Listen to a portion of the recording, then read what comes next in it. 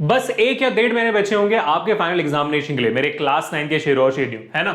और इसी दौरान आपके सामने 3 मेजर मुद्दे होंगे एज प्रॉब्लम्स। और वो मुद्दे कौन कौन से हैं? सबसे पहला डाउट आपका ये होगा कि सर जी सबसे ज्यादा इफेक्टिव वे कौन सा है सिलेबस को कंप्लीट करने का? सिलेबस को कंप्लीट करने का सबसे अच्छा तरीका, सबसे सही तरीका क्या है, वो मैं आज आपको बता दूंगा बच्चों। और साथ ही साथ आपका होगा कि सर सबसे इफेक्टिव वे क्या होगा रिवीजन करने का, ताकि मेरे मार्क्स कटने के चांसेस सबसे ज्यादा कम हो जाए और मुझे सारी चीजें एग्जामिनेशन हॉल में जाकर बैठने तक याद रहे, एग्जाम लिखने वक्त याद रहे और सारी चीजें मैं सही तरीके से लिख पाऊं, है ना। ये एक बहुत इंपॉर्टेंट प्रॉब्लम है जो आज मैं सॉल्व करने वाला हूं आने वाले 10 से 15 मिनट के अंदर। और साथ ही साथ ऐसे कौन कौन से मिस्टेक्स हैं जो आपके प्रिपरेशन के दौरान, इन आखिरी 30 दिन के प्रिपरेशन के दौरान हो सकते हैं।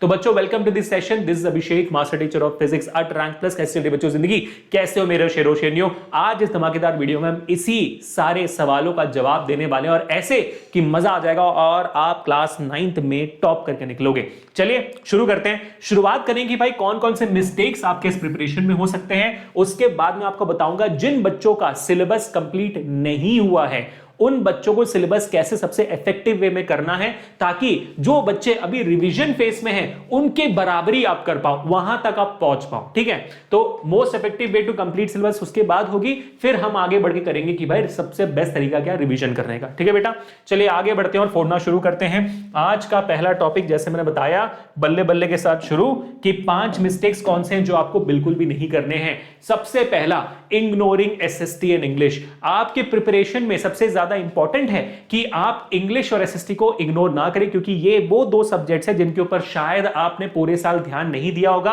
और मार्क्स आपके इन्हीं में से कटने वाले हैं। तो मेक श्योर कि एसएसटी और इंग्लिश को ना इग्नोर करें और आप इनको अपने स्टडी टाइम टेबल या करिकुलम में एज अ सब्जेक्ट इंक्लूड करें, कहीं ना कहीं मिक्स एंड मैच करें। अगर आपको एसएसटी इंग्लिश बोरिंग लगती है तो पहले साइंस पढ़े या मैथ पढ़े, जो भी इंटरेस्टिंग लगता है उसको पढ़े। तो इंटरेस्टिंग सब्जेक्ट फिर boring subject, interesting subject boring subject, interesting subject boring, ऐसे मिक्स एंड मैच करें ताकि आपका जो वेव है, जो बैलेंस है वो बना रहे। ठीक है, नेक्स्ट मिस्टेक जो आपको नहीं करनी है वो बेटा कि ओनली फोकसिंग ऑन एनसीईआरटी। आप जानते हो क्लास 9 का आपका फर्स्ट टर्म, मिड टर्म, बीच बीच के बहुत सारे यूनिट टेस्ट हो चुके हैं और उन सब में क्या आपको सिर्फ एनसीईआरटी के सवाल आए थे? नहीं ना। तो एनसीईआरटी पे फिर फोकस करना सही बात बिल्कुल भी नहीं होगा, आपको बहुत सारे सैंपल पेपर सॉल्व करने पड़ेंगे और आज मैं आपको बताने वाला हूं कि कैसे करना है, कहां पर कब करना है। Don't worry about it. ठीक है, वेरी इंपॉर्टेंट। अब आगे बढ़ते हैं कि भाई not studying from your teachers paper, ये बहुत इंपॉर्टेंट है। आई होप कि हर बच्चा जो क्लास 9 में फोड़ना चाहता है अपने सीनियर्स को मेरे कहने के बाद जाकर अप्रोच कर चुके हैं और उनसे सारे चैप्टर्स के इंपॉर्टेंट सवाल नोट डाउन करवा चुके हैं, या तो उनसे पेपर ले चुके हैं उनके क्लास 9th के। नहीं किया हुआ है आपने तो भाई आप वक्त बर्बाद कर रहे हो, क्योंकि सवाल उनमें से आने वाले हैं। मेक श्योर ऑफ दैट, मेरी गारंटी है ये। ठीक है, और उसी के साथ साथ not focusing on small mistakes, ये बहुत इंपॉर्टेंट है। ये हमने बच्चों को बोलते हुए सुना है कि सर हमारे मार्क्स इंप्रूव नहीं हो रहे, हम तो मेहनत बहुत कर रहे हैं। क्योंकि बेटा शायद आपने अपनी गलतियों पर काम नहीं किया होगा, शायद जो गलती आपने पहले करी थी वही दोहराते जा रहे हो, तो वो नहीं दोहराना है। छोटे छोटे मिस्टेक्स जैसे सवाल लिख दिया और पेपर खत्म होने के बाद सारे पेपर को वेरीफाई नहीं किया, एक बार चेक नहीं किया, भाई चेक करते हो 4-5 मार्क्स वहीं पे बच जाते हैं, है ना। क्वेश्चन नंबर गलत लिख देते हो, एसआई यूनिट भूल जाते हो, कैलकुलेशन मिस्टेक होती है, ग्रामेटिकल मिस्टेक्स होती हैं। जो जो आपके मिस्टेक्स है उनको नहीं सुधारोगे तो फिर आगे कैसे बढ़ोगे? तो उन मिस्टेक्स पे काम करना बहुत इंपॉर्टेंट है। जो छोटी छोटी मिस्टेक्स लेकिन बहुत मार्क्स कटवा जाते हैं, ना। और आखिरी मिस्टेक जो आपको नहीं करनी है वो है नॉट रिवाइजिंग। तो अगर आपका सिलेबस कंप्लीट नहीं हुआ है तो रिवीजन का तरीका आज मैं बताऊंगा। ठीक है, और सिलेबस कंप्लीट करके रिवीजन का तरीका बताऊंगा। अगर आप सिलेबस कंप्लीट कर चुके हो तो एग्जैक्टली रिवीजन कैसे करना है, सबसे इफेक्टिव तरीका मैं बताने वाला हूं। चलिए शुरू करते हैं। 5 मिस्टेक्स मैंने आपको बता दी जो आपको नहीं करनी है। अब मैं वो टाइम टेबल बताने वाला हूं जो आप फॉलो कर सकते हैं, अपने टाइम टेबल में इंक्लूड कर सकते हैं to complete your syllabus in the most effective way possible. अब तक मजा आ रहा है बच्चों? तो make sure to hit the like button, share this video and subscribe to this amazing channel, जहां पर आपको ऐसे धमाकेदार वीडियोस मिलते जाएंगे। ठीक है बच्चों, चलिए आगे बढ़ते हैं और सीधा आ जाता हूं मैं आपको एक सेंसिबल अंडरस्टैंडिंग बताने के लिए कि अगर आपको क्लास 9 में अच्छे मार्क्स से पास होना है किसी भी सब्जेक्ट में, तो आपको याद होना चाहिए कि भाई कॉन्सेप्ट तो आपका एनसीईआरटी से आएगा 60 से 80%, जो टीचर्स ने आपको क्लास में पढ़ाया हुआ है। तो 60 से 80% लाने के लिए आपको एनसीईआरटी कंप्लीट करनी पड़ेगी, ठीक है, नंबर 1। नंबर 2, उसके बाद most of the questions would be similar from NCERT. हो सकता है सेम सवाल ना हो, लेकिन एनसीईआरटी के exercises becomes a very good platform to start from, है ना। आगे बढ़ने के लिए बेसिक तो कर ले पहले, तो बेसिक क्वेश्चंस एनसीईआरटी के बहुत अच्छे हैं आपको सॉल्व करने के लिए। तो आपको 70 से 85% एनसीईआरटी एक्सरसाइज क्वेश्चंस करने चाहिए ताकि आपको मिल जाए। अब अगर आपको इसके ऊपर जाना है तो 85 to 95% तक आप ले जा सकते हो एनसीईआरटी एग्जाम्पलर के सवाल करके। मुझे पता है कि क्लास 9 में बहुत सारे स्कूल के टीचर्स क्लास 9 के एनसीईआरटी के एग्जाम्पलर के सवाल देते हैं क्योंकि वो डिफिकल्ट होते हैं थोड़े। तो जैसे आपका एक्सरसाइज हो जाता है आप एनसीईआरटी एग्जाम्पलर जरूर करिएगा ताकि आपको उसमें अच्छे मार्क्स मिले। आखिरी फिर हम क्या करेंगे, अपने आप को 100% मार्क्स दिलवाने के लिए सैंपल पेपर्स और मॉक पेपर सॉल्व करेंगे। जितना हो सकता है अपने आप को चैलेंज करेंगे ताकि हमारा जो क्लास 9 का फाइनल एग्जामिनेशन होगा, जो टीचर्स बनाएंगे उनको फोर्ड कराएं, ठीक है। अब हमारा जो टाइम टेबल होगा इसमें ये सारी चीजें इंक्लूडेड होंगी ताकि आपके पूरे मार्क्स हैं। तो आगे बढ़ते हैं, टाइम टेबल पे आते हैं उन बच्चों के लिए जिन बच्चों का भाई आपका सिलेबस कंप्लीट नहीं हुआ है। उससे पहले बस एक बात कहना चाहूंगा, अगर आपका अटेंडेंस 75% से ज्यादा है और भाई कोई इशू नहीं चल रही है, आपकी स्कूल वगैरह में आपको छुट्टी मिल चुकी है या तो जनवरी में बहुत सारी छुट्टियां हैं, तो उन छुट्टियों का पूरे तरीके से इस्तेमाल करिए, ठीक है। तो मैंने यहां पर टाइम टेबल आपको छुट्टी के बेसिस पे बनाई हुई है कि आपकी छुट्टी चल रही है तो उसको कैसे कंप्लीट करना है। छुट्टी नहीं चल रही है तो इनमें से कुछ कंपोनेंट्स को उठाकर अपने टाइम टेबल में इनकॉर्पोरेट करने की कोशिश करें, ठीक है, जब भी आपको वक्त मिले। इससे आपका बहुत ज्यादा फायदा होगा। आगे बढ़ते हैं, ठीक है। अब सुबह 6 से 7 बजे वैसे भी आप उठते होंगे स्कूल के दिनों में, नहीं भी है स्कूल तब भी आपको उठना है, बहुत इंपॉर्टेंट है क्योंकि आखिरी महीना है, फोड़ना है ना, और सिलेबस कंप्लीट नहीं हुए इसी वजह से। तो मॉर्निंग रूटीन आप कर लेना अपना 6 से 7 बजे, जो भी आपको ब्रश वगैरह जो भी करना होता है। 7 to 7:30 मैं चाहता हूं कि मेरे बच्चों आप थोड़ा सा योगा मेडिटेशन एक्सरसाइज करना शुरू करें, क्योंकि बहुत सारे बच्चे 9 से जैसे 10th में जाते हैं ना, ये आदत पूरी छूट जाएगी आपकी कि आप योगा मेडिटेशन एक्सरसाइज कुछ भी नहीं करते हो ना, आप तो अचानक से आपका वेट बढ़ने लग जाएगा, ठीक है, वो शायद सही नहीं होगा। और also I truly believe in this fact कि यार a healthy mind resides in a healthy body, कि एक स्वस्थ दिमाग जो है ना एक स्वस्थ शरीर में बसता है। ये बहुत इंपॉर्टेंट आपको जानना है, चाहिए भी, ठीक है। और मैं इसलिए मेरे सारे टाइम टेबल्स में 8 घंटे की नींद बच्चों को हमेशा देता हूं। मैं नींद से कोई कॉम्प्रोमाइज करवाता है नहीं 9th और 10th के बच्चों को, ठीक है। तो यहां पर ध्यान से देखना। तो ये हो गया। फिर 7:30 से 9 बजे तक मैं चाहता हूं कि आप वन शॉट करें और साथ ही साथ एनसीईआरटी रीड करें चैप्टर वाइज। यानी कि मान लो आपने मोशन चैप्टर उठाया, मोशन चैप्टर का मेरा वन शॉट लगा दिया।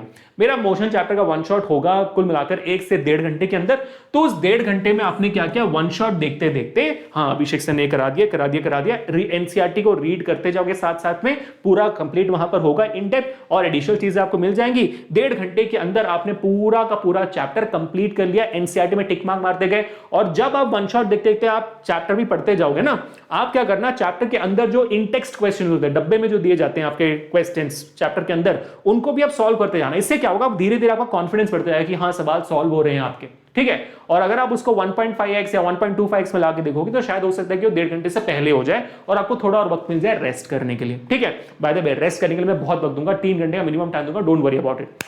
हाँ जी। फिर आपने 9 से 9:30 आपने ब्रेकफास्ट कर लिया। फिर आपने 9:30 to 11 o'clock एक और दूसरा चैप्टर कंप्लीट कर दिया, ठीक है।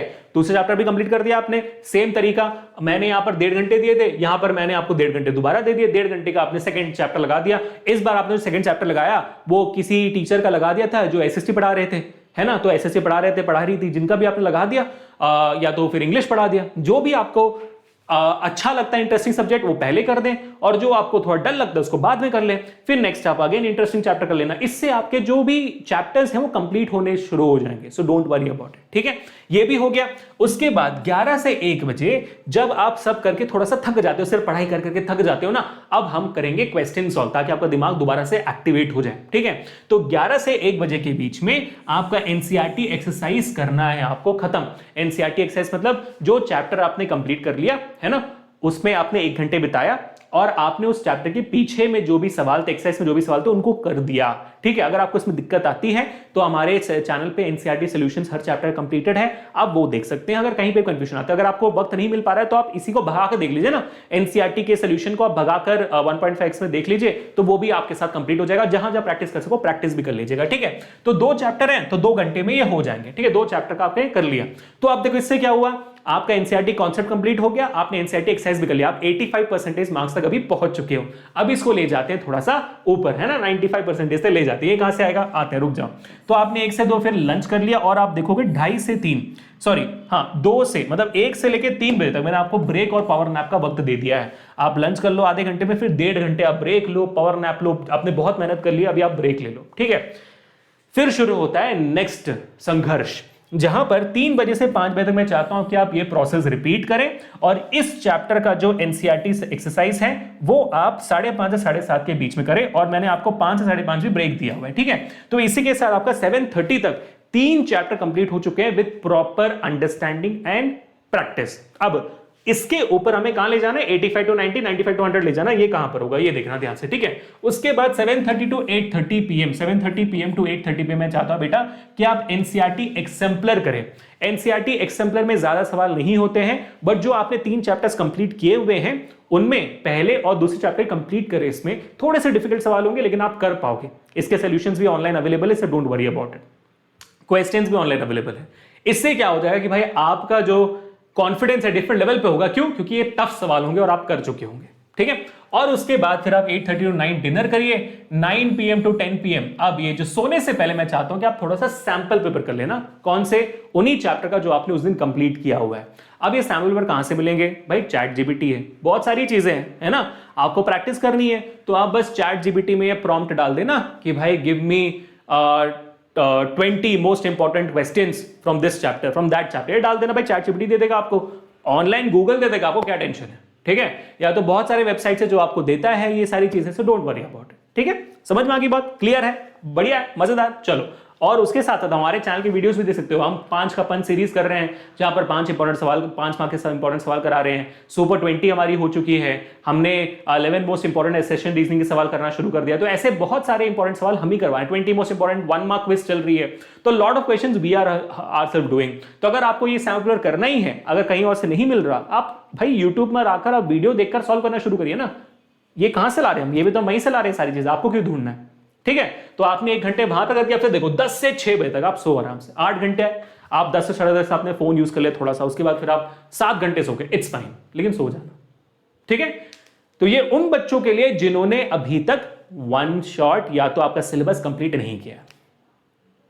अब उन बच्चों के लिए जिनका सिलेबस कंप्लीट हो चुका है, सबसे बेस्ट इफेक्टिव रिवीजन का तरीका ध्यान से देखो, बहुत इंपॉर्टेंट। अगर आपने अपना सिलेबस कंप्लीट कर लिया है बच्चों, तो आपकी रूटीन ये होनी चाहिए, सेम 6 से 7 मॉर्निंग रूटीन हो गई, 7 से 7:30 योगा मेडिटेशन हो गया। लेकिन जैसे 7:30 to 9 आप बैठोगे, आप वहां पर 1 शॉट लंबे वाले नहीं देखोगे, 1.5 घंटे वाले नहीं देखोगे, आप देखोगे 1 शॉट जो 10 से 20 मिनट वाले हैं। आपने देखा होगा हमने किया है रैपिड रिवीजन। रैपिड रिवीजन 10 से 20 मिनट के अंदर हमने हर चैप्टर को रिवाइज करके कंप्लीट कर दिया है। आप वो करें क्योंकि आपका सिलेबस कंप्लीट हो चुका है, अभी आपको रिवीजन करनी है। तो रिवीजन करोगे आप, उसके थ्रू जल्दी से 20 मिनट आपने यहां पर निकाल दिया। फिर आपने एनसीईआरटी को पलट पलट के देख लिया कि क्योंकि आपने अगर सिलेबस कंप्लीट कर दिया है तो बहुत जगहों पर आपने नोट्स लिखे होंगे, अंडरलाइन किया होगा, क्वेश्चंस को सॉल्व किया होगा, वहां आपने पलट के देख लिया। और साथ ही साथ जो आपके एक्सरसाइज के क्वेश्चंस हैं आपने नोटबुक में सॉल्व किए हुए, उनको भी एक बार पलट के देख लिया, है ना। इनको आप पलटते जाना, पलट कर देख लिया, सब एक बार दोबारा दिमाग में बस चुका है, ये रिवीजन हो चुकी है आपकी। तो आप क्या करोगे, 9 से 9:30 आप ब्रेकफास्ट कर लोगे। उसके बाद 9:30 to 11 जो चैप्टर का आपने किया रिवीजन, उस चैप्टर का सैंपल पेपर सॉल्व करिए बस, ठीक है। दैट्स ऑल, आप बस सॉल्व करना शुरू करिए, आप बस प्रैक्टिस करिए। अभी अब आपको ये प्रोसेस हर दिन रिपीट करनी है हर एक चैप्टर के लिए। इससे आपके दिमाग में हर एक चैप्टर बसता जाएगा और प्रैक्टिस करते करते करते आप गॉड लेवल पहुंच जाओगे, ठीक है। समझ में आ गई।